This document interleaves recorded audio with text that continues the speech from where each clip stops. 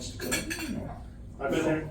Friday, that's right, Smiley came, Smiley's brother was been really good. Friday, September 13th, I'll be back there, a 2-hour music show. So if you want details, let me know. And with that, I will pass the mic to my distinguished colleague. No, Gerard. That would be Gerard what? Give it up to Jeff. Pat, give it up to Jeff. Spotlight on Gerard. Use it. Yes, I majored in music at Morehouse, and this reminds me of my recital. After my recital, it was piano, by the way. Just listen to him. But I've been here the whole time. I had never played football until I got to Westminster. So the first week I had to stand around and watch what all the pads were. Figure that out. And played with a bunch of great guys. I mean, we thought we were good in 8th grade. We won all the scrimmages with each other. But Rutledge was a big experience. Willie turned out to be my best friend since we were the only blacks there. So, yeah, I knew I could leave if something, if things went south. At least you had one friend. Yeah. And he has the key. So, but it was just fun doing what we do, playing football. I ended up playing a little baseball. I ended up playing soccer. Because you guys thought I would play basketball and wanted to fool. So, what else? Been married twice. Have 2 daughters. One is a lawyer went to Howard University. I was telling Charlie I'm gonna send her a bulletproof vest for her birthday. You see, it's kind of scary. My other daughter stays here with me, and she basically saved my life this year. Really? No. But I ended up with an ulcer on my ankle, and it wouldn't heal. I was diabetic. In 2000, I had a triple bypass. It's kind of morbid, I guess. It's okay. No, we learn. You're still here, that's We're learning. We can learn from your experience. Close to your mouth, man. Okay. But in 2000, I had a triple bypass. At that time, I was working with New York Life, and they sent me a honey baked ham, so I couldn't figure it out. Get you off the dome. But anyway, because of that, I ended up with this ulcer, and it would not heal. Yeah. So, anybody heard of hyperbaric? Yes. Scuba dive, chamber, Hyperbaric chamber. So they said, we're gonna put you in that for 30 days, 2 hours a day, 5 days a week. We're gonna turn you into Michael Jackson. I don't know, I don't look any younger, but Wow. she stayed home and asked the doctor questions. I didn't know what they were talking about, but I was getting better and I had insurance. Thank you. But my children have been great. My daughter's taking care of me, and I'm pleased to still be here. That's great. Oh my Yeah. So, Just give it up to Charlie Breithaupt. Now, but before you do your own, it's already on. Tell us the story about how your dad went from Morgan County High School to Westminster, state championship 1955, and then came his first season at Westminster, lost every game. Tell us how he got here. Well, before some of you got here, Matt asked me to tell the story, and I'm glad, because everything when he said we don't have to tell our favorite Rutledge story, I just had nothing, I couldn't really figure out what I was gonna talk about. So, I will talk about that. But, side note, Jeff alluded to his acting. Piggy's on your neck and the girl from. Oh, yeah. Big two. We're talking about things. Hey. No hijacking the conversation. How did my dad end up at Westminster? Yes. Dr. Presley was starting Westminster. And I guess they decided from Charlie, the close I guess to they your decided mouth. from the get-go that they were gonna have a football team. So Dr. Presley went down to see Bobby Dodd and asked Bobby Dodd who he ought to look at for his football coach. Did not know that. So that Bobby Dodd, and I never did get a chance to ask my dad this, I regret it, but, I mean, how did Bobby Todd know about my dad? I have no idea.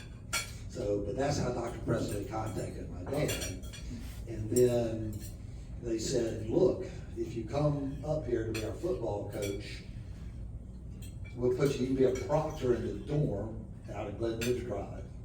Look at boys, and so all your housing, your food, everything will be taken care of, and your kids can go to Westminster for free. So that is how my dad ended up at Westminster. And we're glad he did. Amen. Now, it's your show now. Tell us about what you're doing and then Oh. favorite memory of Rutledge. What I'm doing now is I am loving the hell out of being retired. I live in Fairhope, Alabama. Moved, Really? Yep. Good for you. Moved down there in 2017, because the woman I was dating and we're now married. But I retired from, I was a commercial real estate lawyer here in Atlanta. But I retired from that full time at the end of 21. So, like I said, just loving, the people ask me, what are you gonna do when you retire? I said, whatever I want. You know, I really couldn't think of one specific memory from Rutledge. But so I'll say this. I don't remember exactly how old I was the first time I went to Rutledge, but I think I was probably about 7. And so I went, you know, I do the math, however many years that is. And you know, Rutledge as when you're playing, you're practicing playing, it sucked. It was hot as hell, it was just miserable. And I read that article from 1957, and when he said how shocked they were when Willie came in and woke up at 7 in the morning, I said, oh, hell no. Hell no, it was still dark when Willie came in and blew that whistle as loud as he could. I hated it. I hated, what were the drills where you run a place, you drop down to the ground, get back up? What were those? Grass drill. Hated those more, wet grass, hated them. But imagine what it was like being a little boy who got, this was my summer vacation, who got to go hang out with the football team for 2 weeks. It was just awesome, awesome. And Thank y'all for having me as a proxy for my father, who is en route. So my experience is very similar to Charlie too's. My main memory is PJ the cook and fishing with him for carp and the river right behind the I guess the kitchen with dough balls. So we did not catch anything, but I remember going to one practice in the morning. I was very miserable and very cold, and I remember, you know, it being barely daylight. My father didn't make me stay for the whole week. I think I stayed for about 3 days, but still, it was very memorable, and you know, I was glad I got to be a part of it. how old were you? I think I was 7, as a matter of fact. So I think that might have been the age you had to be. You know, your dad might have set that for me. But I did play for Coach Break in 9th grade, so I got that privilege. So that was a great time. Let's give it over to Chuck. Drink a beer. Now, let me brag on Lex Jolly. His family, the Jolly family, they are Cobb County royalty. I'm serious, they're very wealthy, they've been very generous. And I'm serious. You're not gonna present me with a tab, are you? Well, first of all, my granddad brought indoor plumbing to Cobb County. Oh, wow. Thank you. Thank you. I only spent 2 years at Rutledge, my junior and senior year. The first year, Ball soccer. the first year we had that convoluted process of starting the morning practice at 11:40 so we could practice passing. And we worked during the heat of the day. In the afternoon, we had to practice early. And then, out of the kindness of their heart, they gave us 4 ounces of Bulldog punch. And that was horrible. Awful stuff. And the best part about that year was watching Bobby Lipman do the Band-Aid dance. Oh, God. And asked me if I'd studied the plays, and I said no. And then unfortunately, I stepped on his no-toe. So I was done. Finished, Cliff? Huh? Or you finished? Tell us when you're finished. I'm finished, yeah. All right. Bob Raymond, let me say something nice about Bob. When you were a sophomore at University of Pennsylvania, I was a senior, and I was recruited by Penn, and he flew up there, and you treated me like royalty. And we went out to bookbinders. I don't know if you remember that. I remember. We had a nice, Bookbinders was wonderful. yeah. I got to go there once in 4 years. Oh, really? It was expensive. I couldn't go No, there.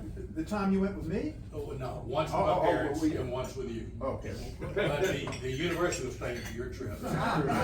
We got to enjoy that a little bit. Boosters were, I believe, boosters were. I am definitely retired, happily retired. Pride and joy right now is a couple of grandkids. Wish we had more, but we're working on it. Famous memory of Rutledge has to be getting out of an afternoon practice. It was 100 degrees, had to be. Humidity close to that. We were specialists. You had to go out as a receiver. I had to go out as a punt snapper, like 3 o'clock in the afternoon, 100 degrees. And I'll never forget the day it poured cats and dogs. It rained like hell. And my fondest memory is it washed out practice. We went back to the cabin and listened to Summer Rain by Johnny Rivers. I remember that like it was yesterday. Love it. Love it. Put up the box. Otto, also known as Oro. Yeah. You know the rules. Tell Yes, sir, I did. There's the mirror, yeah. Sounds bad. Well, yeah, yeah. You know, I have 2 vivid memories, and the rest are gone. Who knows? One was I took a roll of quarters there. So somebody said they were going to play poker, and I remember Tommy Tolles winning all my money. That kid was a good poker player. And I remember the cabins. I remember raining. My least fond, well, we did get to see Butch Cassidy and the Sundance Kid. No, Bonnie and Clyde. Yeah, Bonnie and Clyde. Bonnie and Clyde, we saw Bonnie and Clyde there. But one practice, it was really hot. They called a water break, and I sat down and was relaxing and drinking my water. And all these high school girls are lined up at the fence like a herd of high school girls, watching these boys from Atlanta practice football. And unbeknownst to me, I was sitting on a fire ant hill. Retired, was in the commercial, was over the hill lawyer, commercial real estate business. Rutledge is a great thing to have in your rearview mirror. It's source of, so first year down there, you're scared to death because I knew all these guys, some guys in the dorm, Butler and some other guys. But this is a guy here that Chip Wisdom, Zach Young, Whit Connor, these guys are studs that were seniors. And I remember them putting the sled, one of the blocking sleds on this truck to go down there. And Whit Connor puts a slalom ski on there. And I'm thinking, what the hell? Because I know what they've been doing to us for a week, and I'm just scared to death. And they put this sled on there, and they're talking about all this stuff. We get down there. About like 2 days have gone by, and I'm thinking, my God, what have I gotten myself into? I'm gonna Willie, bop on the door by 6 o'clock or whatever time it was. It's dark. 20 minutes. Says, Mom, I don't want to wake you up. I'm Willie. I'm not your mom. Tell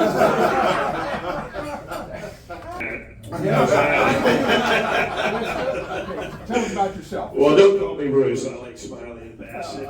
I got that nickname actually at summer camp, over at the summer camp in spring football when we were going into the 9th grade trying to make the varsity team. And unfortunately, Tex Mazzell and I got invited to Rutledge. And you guys in class 1970 were nice enough to let the 2 freshmen up there stay in your cabin. And I remember on Saturday night, you know, the seniors you were mentioning, you know, the big studs coming over, you know, and doing some nasty stuff. They were up on the roof. Tex and I went up to Rutledge. The first thing I remember, I think, was Mad Dog Ulrey. Coach Ulrey, he says, that hair's too long. You need a haircut. I'm like, what? It ain't that long. But Chip Wisdom was there, and he had graduated, and he was getting ready to go to Georgia, but he was the guy with the driver's license in a car. And so after the morning practice, they threw me in his car, and he took me in town, and I was like telling the barber, take a cut a little off the side. And Chip goes, cut it off. I come back looking like a Marine. Not great memories, but wonderful memories. But the funny thing was that we all talk about the first year we don't go to Rutledge. Yeah. We end up running the table, winning the state championship. Yeah! And that was the end of going to Rutledge. Tell us about yourself and then. Okay, I'm retired also, or at least trying to be. All right, where does it go?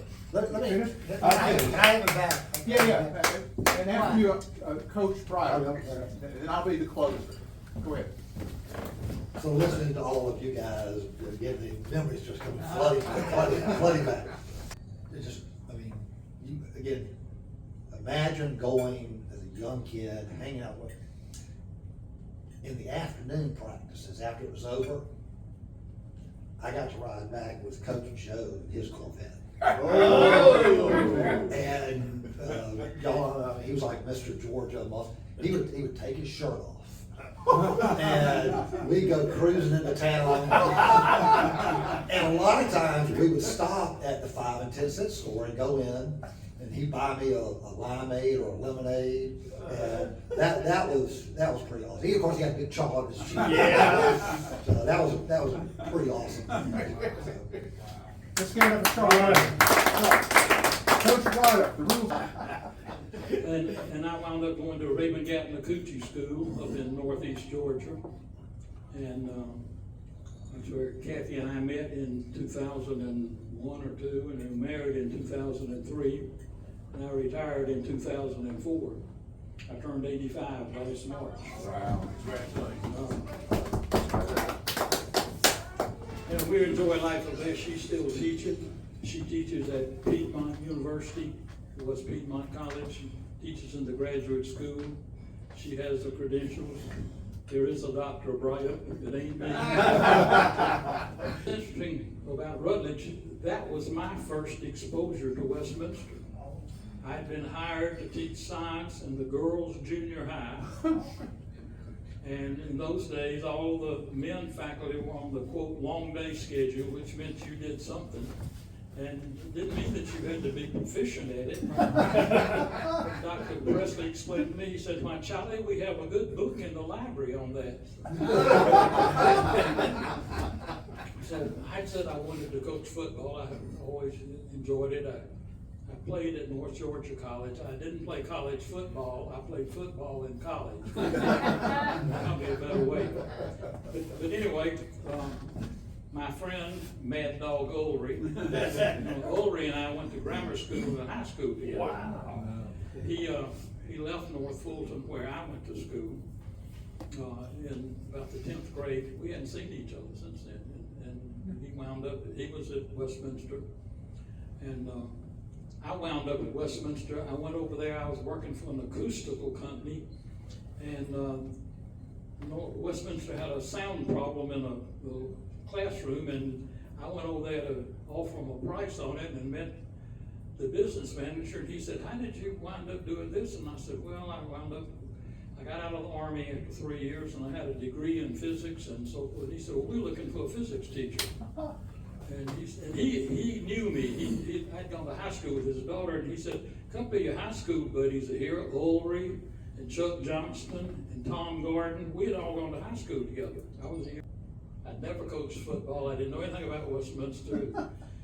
Your daddy and Buck Chapman and Joe Williams and Ulrey and me, that was it.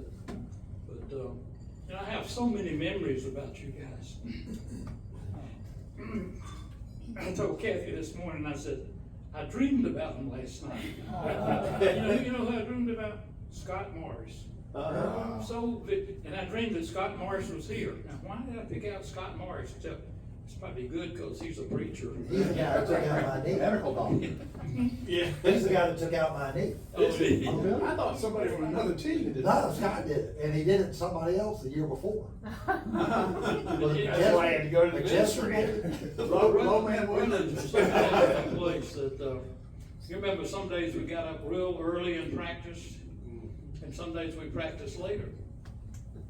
And I asked your dad one time, I said, how do you decide when we're gonna practice? He said, when the fish are biting. He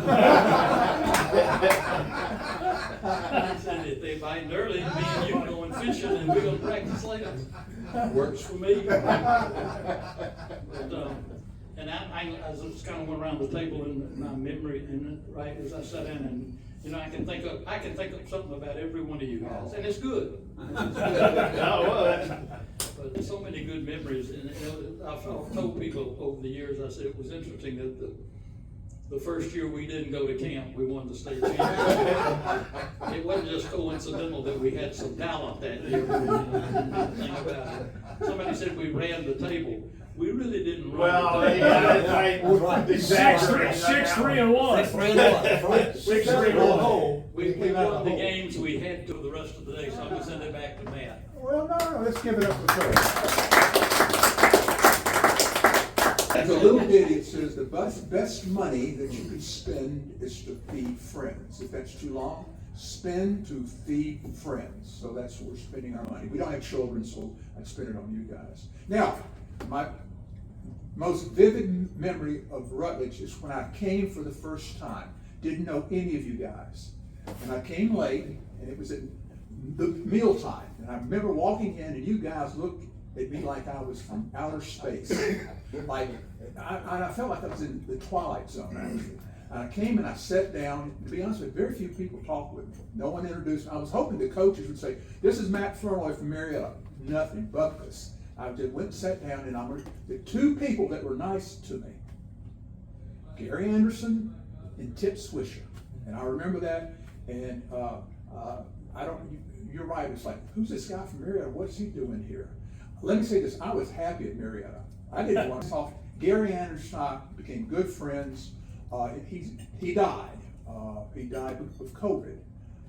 He, about 25, 30 years old, he was in a very tragic car crash and had brain damage, and he couldn't drive. So I would take him to Westminster events. We would go to the homecoming. Anytime Westminster had an event, Gary, he was my date. And he was wonderful, and he could remember every play. I mean, he could recite who ran this way and who that way. Now, he couldn't remember things that happened the last 20 years, but he could remember things that had 50 years ago. I invited Diane Anderson, his mother, to be here. She's still alive, rarely drives, and Bruce, you were gonna go pick her up, and he was ready to go. But Lives off Johnson's Ferry over yeah, there. right, and so we still include Diane Anderson in stuff, and she's very appreciative of that. And You told me a story that they didn't give you water very much when you were practicing, because now it's the practice to give, to hydrate. They thought giving water would make you weak. They wanted to prepare you for and also another thing. Back to the Rutledge reunion, a lot of us did, okay, so. You did too, you organized, your mama organized. I can't remember what I did or not. No, you helped me organize. Yes, I did. We rode over there on a bus, and nobody had been there for, what, 40 years, whatever it was. And we walked through that big cabin, and there scribbled on the wall, scratched into the. We gotta get out of here. Your quote was, God-forsaken hell. "Get me out of this God-forsaken hellhole." Matt Furloy. I put my name. Tommy Mark.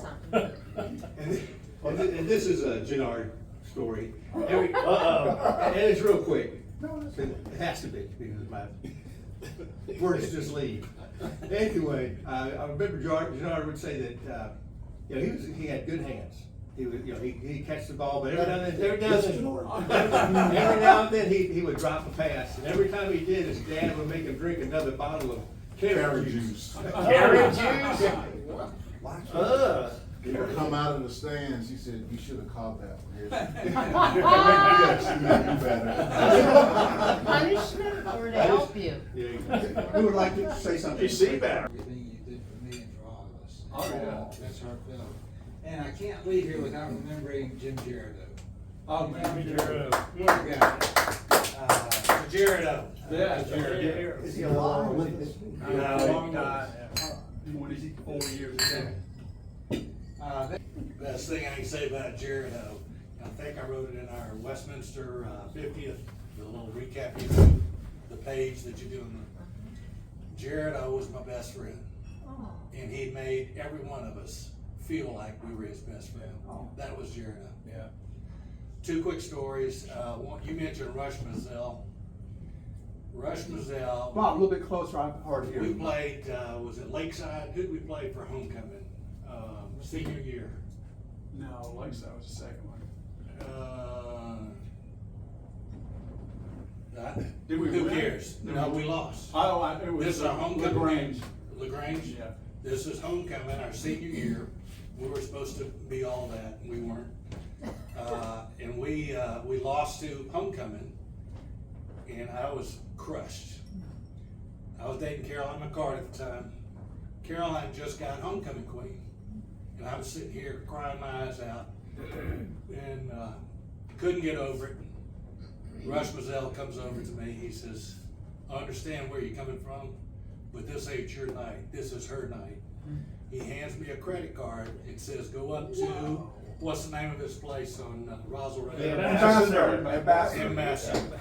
He said, you take her to dinner at Ambassador, it's on me. Nice. Holy smokes. What did you get at the Ambassador lecture? Sitting on the left. Oh, never mind.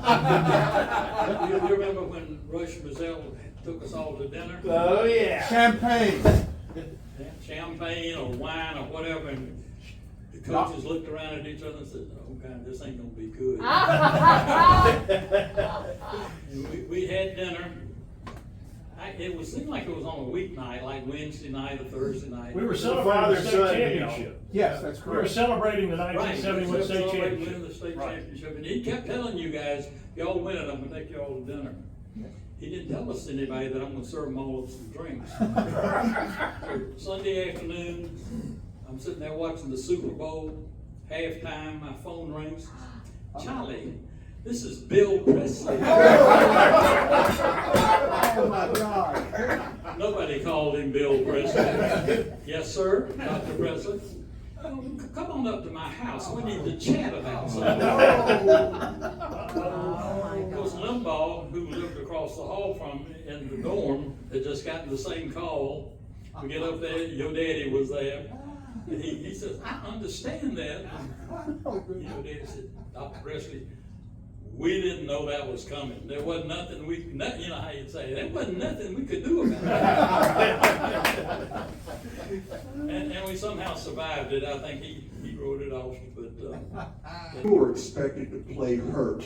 Yeah. If you had your finger broken going off this way, just pull it and straighten it up and continue to play.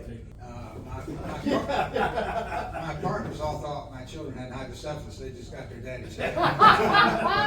They had to find me a special helmet to wear on the team. And in practice and games, it would crack here at that little U nose guard we used to have. So I had to get a roll of tape and put between my face guard and the nose guard and wrap it all together. And then in games, that thing would push in and cut me, so I'd have blood on my face half the game. That's a good look. It made me look better than I actually was. Like Urt Russell, right? Yeah. Anybody? Mary Persons, I think that's the first time we ever used Gatorade. And it was in bags that you had to mix it up yourself. Went down there, and remember we left Kaufman down there. Well, I'd say, y'all left him, I was all scouting. So. But Kaufman had heat exhaustion. Yeah, he went to the hospital, get an IV. You were talking about Dryman. And you know, Chapman, if Chapman got your name wrong, that became your name. You didn't dare tell him, that's not my name. And for some reason, Dryman looks like somebody named Moncrief that Chapman had known. My daughter, Julie, who's Chuck's sister, 2 years younger, in the late 80s, maybe around 1990, she was working for Bank South. She was in private banking. And I don't know what the conversation led to, but she said, I'm seeing a customer Monday, so-and-so, John Dryman. I said, Dryman? I said, does he kind of look like this? I said, got the age right. She said, yeah, that's probably him. I said, well, ask him, does he still have an alias of Moncrief? And so she's there in his office with all his finances, and she's closing up. She says, I need to ask you one question, Mr. Dryman. She said, do you still go by an alias of Moncrief? She said, he goes, I said, how do you know that? She said, my dad told me. I said, who's your dad? She said, you know Coach Breithaupt at Westminster? He said he went off like a rocket, but yeah, he remembered that. Dryman was pretty good in some ways, and but you know, like you said, he arrived as an other and stayed as an other, but he hung in there and he liked it. Yeah, well, he did. He was good with that. I mean, he introduced me to his son at one point, and he said he introduced himself as an other. And every time I think about you, and I've told this story so many times, that I arrived at Westminster after Rutledge. I came back to school. I was a JV coach with Sam Van Leer and John McElvain. Mr. McElvain. McElvain is still alive. He's about 92 now. Wow. He's living in an assisted living home in Buckhead somewhere. Last time I saw him, he was doing pretty well. But anyway, we were the JV coaches, and that was your first year at Westminster. Yeah. And he showed up, and he's got these high tops hanging around his neck, and he comes up and says, Coach, I'm a guard. Nobody has ever said that. I mean, the good players are quarterbacks, the rest of them at least fullbacks. Nobody's a guard. And he was a guard. And I mean, you played and did it so well for so long. Also, some of you guys wrestled. I'm still in touch with Leon. Yeah. Leon had an extensive leg surgery. It was not just knee surgery, but leg surgery.